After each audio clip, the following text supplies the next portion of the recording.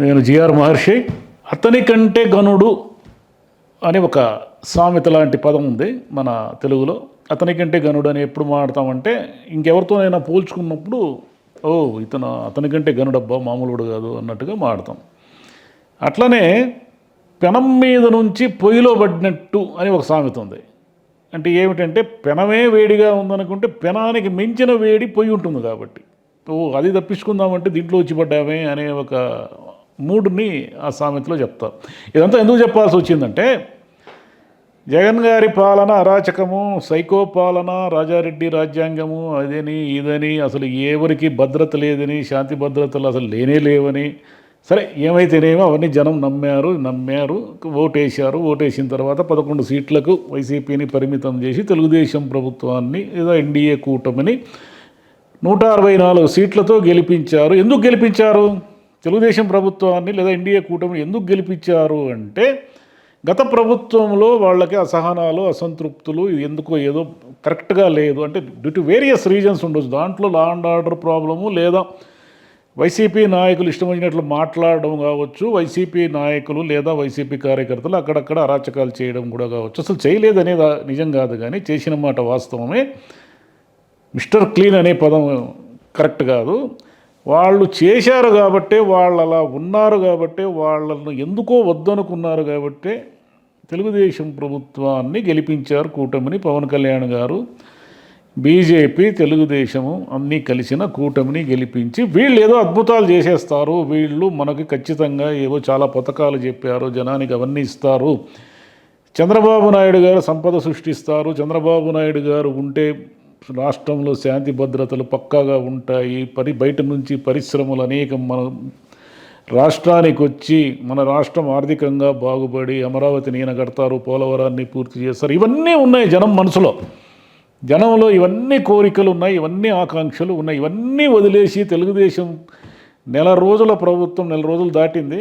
దాదాపు 12వ తేదీ తీసుకున్నారనుకుంటే ఈరోజు 19వ తేదీ, 37 రోజులు అయింది పాలన వచ్చి. ఈ 37 రోజుల్లో ఏం జరిగాయి అంటే వైసీపీ వాళ్ళు ఆరోపిస్తున్న ప్రకారం, జగన్ గారు ఆరోపిస్తున్న ప్రకారం అయితే 31 హత్యలు జరిగాయి. అనేక మంది, వందల మంది ఊర్లు వదిలి వెళ్ళిపోయారు.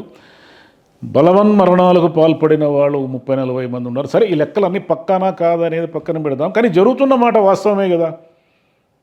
పరిస్థితి అయితే క్షీణించిపోతూ ఒకవైపు హత్యలైతేనేమి, అత్యాచారాలు అయితేనేమి, ఇంకోటైతేనేమి ఈ నెల రోజుల్లో ప్రతీకార దాడులు అయితేనేమి ఇవన్నిటి కోసం కాదు కదా కూటమి ప్రభుత్వాన్ని గెలిపించింది. ఇవన్నీ కాకుండా మీరు డిఫరెంట్గా ఉంటారు. సరే, ఎన్నికలప్పుడు లోకేష్ గారు ఏదో చెప్పారు, రెడ్ బుక్ అన్నారు, రాజ్యాంగం అన్నారు, అదన్నారు, ఇదన్నారు. సరే, ఎన్నికల్లో దాని కార్యకర్తలను ఉత్సాహపరచడానికి లేదా కార్యకర్తల్లో మనోధైర్యం కల్పించడం కోసం కావచ్చు, చాలా కారణాల వల్ల కావచ్చు అలా మాట్లాడతారు. ఎన్నికల్లో ఆవేశాలు ఉంటాయి. ఒకసారి ఎన్నికలు అయిపోయిన తర్వాత ఎవరైతే అధికారంలోకి వస్తారో వాళ్ళు గత ప్రభుత్వం మీద ఏమీ మాట్లాడడానికి వీలు లేదు. ఎందుకు వీలు లేదంటే వాళ్ళు వద్దనుకునే వీళ్ళని గెలిపించారు. ఆ రోజు వాళ్ళు అట్లా చేశారు, ఆ రోజు వీళ్ళు ఇట్లా చేశారు, పొంగనూరులో చంద్రబాబు నాయుడు గారిని రానివ్వలేదు, పొంగనూరులో రాళ్ళేశారు. అవునా, పొంగనూరులో రాళ్ళేశారనే కదా మిమ్మల్ని అందరినీ గెలిపించి 11 మందితో వాళ్ళని పక్కన కూర్చోబెట్టి ప్రతిపక్ష హోదా కూడా లేకుండా చేసింది. మరి వాళ్ళ మీద ఇంకేం బ్లేమ్ చేస్తారు? ఓడిపోయిన వాళ్ళ మీద ఇంకేం బ్లేమ్ చేస్తారు? వాళ్ళు అట్ట చేశారు, ఇట్ట చేశారు అనేదానికి అసలు రీజన్ లేదు. వినుకొండలో జరిగిన హత్య ఏమిటి? అదేదో వాళ్ళిద్దరూ వైసీపీ వాళ్ళిద్దరూ ఒకరికొకరు పాత కక్షలతో కొట్టుకున్నారు అనేది ఒక టాకు, లేదా తెలుగుదేశం వాళ్ళ చేతిలో వైసీపీ కార్యకర్త చనిపోయాడు అనేది ఇంకొక వాదన. సరే, ఎవరి వాదనలు ఎట్లుంటేనేమి నడి రోడ్డు మీద ఒక హత్య జరిగిందంటే లా అండ్ ఆర్డర్ ఉన్నట్టా లేనట్టా? అంటే హత్యలన్నీ మేము ఆపగలమా అంటే మీరు ఆపలేరు. ఎవ్వరు కూడా హఠాత్తుగా జరిగే ఇన్సిడెంట్లను ఆపలేరు, కానీ ప్రతీకారంతో జరిగే ఇన్సిడెంట్లను ఆపగలరు. పొంగనూరులో ఏం జరిగింది? దాన్ని ఈజీగా ఆపిండొచ్చు కదా, అంతమంది పోలీసులు ఉన్నారు. మరి అంతమంది పోలీసులు ఎందుకు ఆపలేదు? గతంలో జగన్ గారి ప్రభుత్వానికి అనుకూలంగా పోలీసు అధికారులంతా పనిచేయడం వల్ల ఆ వ్యవస్థలు నిర్వీర్యం అయిపోయినాయి, వ్యవస్థల్ని పని చేయకుండా చేశారు, అసలు వ్యవస్థే లేదు అని ఆరోపించారు కదా. మరి ఇప్పుడు ఎక్కడ వీడియోలు ఉన్నాయి కదా. సరే, రకరకాల మీడియాలో రకరకాల కథనాలు వచ్చాయి. ఆయన మిథున్ రెడ్డి గారిని ఎవరు రైతులు నిలదీయడానికి, ఆయన ఎందుకు నిలదీస్తారు? ప్రభుత్వం మీద ఉన్నప్పుడు మీ ప్రభుత్వానికి సంబంధించి ఆ పరిహారాలు ఇచ్చే హక్కు ఉంటుంది, కానీ ఆయన ఏం చేస్తాడు? ప్రతిపక్ష ఎంపీగా ఉన్న ఆయన దగ్గరికి పోయి ఆయన నిలదీసేది దానివల్ల ఏం ప్రయోజనం ఉంది? కేవలము ఆయన్ని పొంగనూరుకు రానివ్వకూడదు అనే ఉద్దేశంతో, పొంగనూరుకు వస్తే నీ సంగతి చూస్తామనే ఒక ప్రతీకారంతో వీళ్ళందరూ అక్కడికి వెళ్ళారు. అక్కడికి వెళ్ళి దాడులు చేసే ప్రయత్నం చేస్తే ఆ దాడుల్లో ఆ కార్లు ధ్వంసము, గాయపడ్డము ఇవన్నీ జరిగాయి. ఇది చాలా క్లియర్ కట్గా వీడియోలో ఉంది. దాన్ని ఏమి ఎవరు ఎన్ని ఆరోపించినా వైసీపీ వాళ్ళు కవ్వించారని, వైసీపీ వాళ్ళు ఎందుకు, ఆయన పోయి మాజీ ఎంపీ ఇంట్లో ఉంటే మీకేమిటి ప్రాబ్లము? మీరు కేవలం ప్రతీకారంతోనే కదా వెళ్ళారు. చాలా స్పష్టంగా తెలుస్తుంది. అంటే మమ్మల్ని అందరినీ అరెస్ట్ చేయించారు. అవును, అరెస్ట్ చేయించారనే కదా 11 సీట్లకు పరిమితం చేసి ఓడించిండేది జనాలు. ప్రాబ్లం ఏడుందంటే ముందు ఈ ప్రతీకారాలు పగలు, అవును ప్రతీకారాలు పగలు, ఇన్ని గొడవలు, ఊర్లు వదిలిపోవడం ఇవన్నీ జరుగుతూ ఉంటే మీరు పెట్టుబడులు ఎక్కడి నుంచి వస్తారు? ఎందుకు వస్తారు? ఆంధ్రప్రదేశ్ రోజు హత్య జరుగుతూ ఉంటే, ఆంధ్రప్రదేశ్లో రోజు అత్యాచారం జరుగుతూ ఉంటే, లా అండ్ ఆర్డర్ ఏమీ కరెక్ట్గా లేకుండా ఇష్టం వచ్చినట్లుంటే ఎలా వస్తారు పెట్టుబడిదారులు? మీరు చంద్రబాబు నాయుడు గారు ఎలా రప్పిస్తారు వాళ్ళందరినీ? అయ్యా మరి చూడండి, మనం చాలా ప్రశాంతంగా, ఇదంతా నేషనల్ మీడియాలో ఈరోజు గ్లోరిఫై అవుతున్నాయి ఈ వార్తలన్నీ కూడా. కొన్ని మీడియాల్లో బీహార్ను తలపిస్తామని ఆంధ్రప్రదేశ్ అని కూడా రాస్తున్నారు. మరి బీహార్ను తలపించే ఆంధ్రప్రదేశ్ని తెచ్చుకోవడానికే చంద్రబాబు నాయుడు గారిని నమ్మి విశ్వసించి అన్ని సీట్లు గెలిపించింది. చంద్రబాబు నాయుడు గారు అనుభవజ్ఞులు. ఆయన వస్తే సరే, లోకేష్ గారు అదే ఎలక్షన్లో అన్నారని అనుకుందాం. ఒకవేళ ఆయన ఏవైనా అలాంటి ఆదేశాలు ఇవ్వడానికి ప్రయత్నించినా ఈయనకి ఆపే హక్కు ఉంది కదా ముఖ్యమంత్రిగా. ఈయన ఇవన్నీ కూడా సాల్వ్ చేసి లేదు, ఇలా ఉండడానికి వీలు లేదు, క్వశ్చనే లేదు. ఎందుకంటే ఇట్లా రాష్ట్రంలో ఇట్లా అభద్రత ఇవన్నీ ఉంటే మనం పరిపాలన చేయలేము. ఎందుకంటే మన మీద చాలా ఆశలు పెట్టుకున్నారు జనము. మనం ఇంకా చాలా పథకాలను అమలు చేయాల్సి ఉంది. మనం చాలా చెయ్యాలి. జనం ఎక్స్పెక్టేషన్స్ ఎక్కువ ఉన్నాయి మన మీద. మనకున్న పరిమితులు చాలా ఉన్నాయి.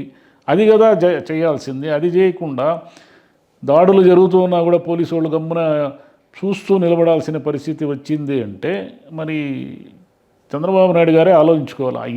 ఈ రకమైన పరిస్థితి ఉంటే ఆయనకే చెడ్డ పేరు వచ్చేది. ఇప్పుడు జగన్ గారు అక్కడ ఏదో వెళ్ళారు, ఏదో ఇంకా ఈ వీడియో చేసే టైంకి ఇంకా ఆయన దారిలోనే ఉన్నారు. ఎందుకంటే దారి పొడుగునా జనం విపరీతంగా వానం కూడా లెక్క చేయకుండా మీరు అర్థం చేసుకోవాల్సింది ఏమిటంటే, తెలుగుదేశం వాళ్ళు 11 సీట్లకు ఆయన్ని పరిమితం చేసిన జనంలో ఆయన ఆకర్షణ ఏమీ తగ్గలేదనే దానికి ఈరోజు జరిగిన ఈ వినుకొండ వరకు వస్తున్న ప్రదర్శన వాళ్ళు ఎవ్వరూ కూడా ఆర్గనైజ్ చేసి డబ్బులు ఇచ్చి రప్పించిన వాళ్ళు కాదు. మనకు వీడియోలో చూస్తూ ఉంటేనే తెలుస్తూ ఉంది. జనము ఆయన కోసము దారి పొడుగునా వెయిట్ చేసి వస్తున్నారు. ఎందుకు వస్తున్నారు అంటే ఆ పార్టీకి జనంలో ఆదరణ ఉంది ఇప్పటికి కూడా. మీరు తప్పులు చేసే కొద్దీ నెల రోజులకే మళ్ళీ ఆ పాలనే బాగుందేమో, మనం ఏదైనా పొరపాటు చేసామేమో డౌట్ వచ్చే పరిస్థితి వస్తూ ఉంది. ఎందుకంటే ఒకటి, మీరు పథకాలు ఇవ్వలేనటువంటి పరిస్థితి వచ్చే కొద్దీ అక్కడ వెయిట్ పెరుగుతుంది. 2, ఈ లా అండ్ ఆర్డర్ కానీ, ఇప్పుడు హోమ్ మినిస్టర్ గారు ఉన్నారు, ఆమె మామూలుగా ప్రతిపక్షంలో ఉన్నప్పుడు బాగా నిలదీసి గట్టి వాయిస్తో మాట్లాడి జగన్ ప్రభుత్వాన్ని గట్టిగా నిలదీసిన వాళ్ళలో అనిత గారు ఒకరు. ఎన్ని ఇబ్బందులు ఎదురైనా ఆమెకు కూడా ఇబ్బందులు ఎదురయ్యాయి. కానీ ఇప్పుడు హోమ్ మినిస్టర్గా ఆమె ఎలా మాట్లాడుతున్నారు? ఇవన్నిటిని కూడా ముక్కుపాదంతో అణిచివేస్తామని ఏమైనా మాట్లాడుతున్నారా? ఏం మాట్లాడడం లేదు కదా. పవన్ కళ్యాణ్ గారు ఉన్నారు. పవన్ కళ్యాణ్ గారు ఏ చిన్న సంఘటన జరిగినా ఓవర్ రియాక్ట్ అయిపోయి ఈ సైకో పాలన పోవాలంటే, సైకో పాలన జగన్ని ఫినిష్ చేయాలి, జగన్ అనే అతను రాజకీయాల్లో లేకుండా చేయాలి, జగన్ని అంతు చూస్తా అన్న పవన్ కళ్యాణ్ గారు ఇప్పుడు చంద్రబాబు నాయుడు గారు హెడ్గా ముఖ్యమంత్రిగా ఉన్నప్పటికీ పవన్ కళ్యాణ్ గారు ముఖ్యమంత్రిగా ఉన్నారు కాబట్టి యూత్కి ఆయన మీద ఎక్కువ ఆశలు ఉన్నాయి. ఆయన ఏదైనా కూడా తొందరగా స్పందించి తొందరగా రియాక్ట్ అయ్యి పరిస్థితులు చక్కదిద్ది అంత స్పీడ్గా ఉంటారని ఆయన కోసం ఎదురు చూస్తున్నారు. కానీ పవన్ కళ్యాణ్ గారు ఏం మాట్లాడడం లేదు ఆయన కూడా.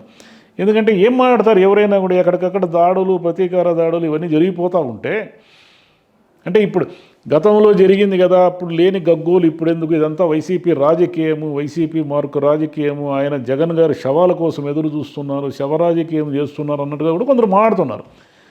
శవరాజకీయము ఈ లా అండ్ ఆర్డర్ క్షీణించే కొద్దీ ఏమిటంటే ఆయనకి వెయిట్ పెరిగి మళ్ళీ 11 సీట్లకు పరిమితం కావచ్చు. ఇప్పట్లో ఎన్నికలు రాకపోవచ్చు, 5 ఏళ్ళు ఖచ్చితంగా మీరే ఉంటారు. కానీ వైసీపీ ప్రభుత్వానికి చెడ్డ పేరు రావడానికి కనీసం 1-2 ఏళ్ళు పైన పట్టింది. మీరు నెల రోజుల్లోనే ఏంది ఇట్లుంది పరిస్థితి అనే పరిస్థితి తెచ్చుకుంటున్నారు.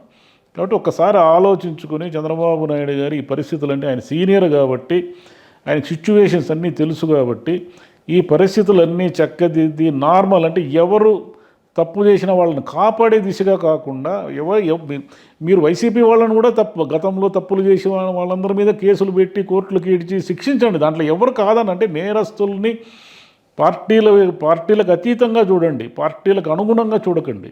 పార్టీలకు అతీతంగా చూసినప్పుడు ఏమవుతుందంటే పోలీసులు సిచ్యువేషన్ని కంట్రోల్ చేయగలరు. పోలీసులు చేతులు కట్టేస్తే ఏం జరుగుతుందంటే వాళ్ళకి చేయగలిగిన సమర్థత ఉంది. పోలీసులు ఏ కేసునైనా ఎంతటి దాన్నైనా వాళ్ళు బ్యాలెన్స్ చేయగలరు, వాళ్ళు తట్టుకొని నిలబడగలరు. కానీ వాళ్ళకి ఇవ్వాల్సినంత స్వేచ్ఛ ఇవ్వకపోతే ఏం జరుగుతుందంటే వాళ్ళు నిస్సహాయాలుగా చూస్తూ ఉండిపోతారు. జనం కార్లు ధ్వంసం చేస్తూ ఉంటారు, కార్లు తగలబెడుతూ ఉంటే పోలీసులు పక్కనే ఉన్నారు, ఇళ్ల మీద రాళ్ళు వేస్తూ ఉంటే పోలీసులు పక్కనే ఉన్నారు. ఎందుకు? టీడీపీ వాళ్ళు కాబట్టి ఏమో వీళ్ళ జోలికి పోతే ఏమొస్తుందో, మన ఉద్యోగాలు ఉంటాయో ఉండవని వాళ్ళ భయం. మరి ఎవరు వ్యవస్థలను నిర్వీర్యం చేశారు? కాబట్టి ఇదంతా తెలుగుదేశం ప్రభుత్వంలో ఉన్నటువంటి చంద్రబాబు నాయుడు గారు, పవన్ కళ్యాణ్ గారు సీరియస్గా ఆలోచించి ఇవన్నీ కూడా ఒక నేషనల్ ఇష్యూగా మారే పరిస్థితి లేకుండా కంట్రోల్ చేస్తే, ఎందుకంటే సామాన్యులు అనే వాళ్ళకి ఇవన్నిటితో సంబంధం లేదు.